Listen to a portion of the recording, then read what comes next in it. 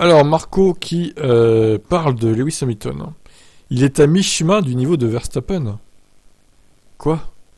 Donc ça veut dire qu'il est moitié moins bon que Verstappen?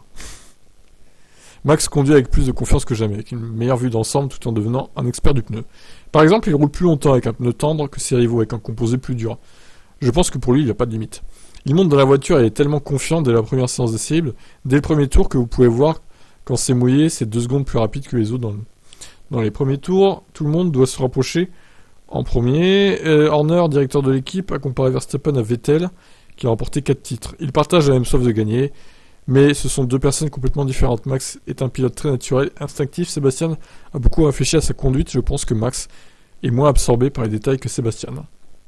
Je regarde jamais trop loin, mais pour moi, Max est bien au-dessus des autres en Formule 1. Je pense qu'il peut faire beaucoup plus si nous lui donnons une voiture qui correspond à ses talents. Alors c'est pas déjà le cas, il n'a pas déjà une voiture qui correspond à ses talents. Hamilton a été limité à la 6ème place du classement 2022, son pire résultat de tous les temps. Il n'a remporté aucune course.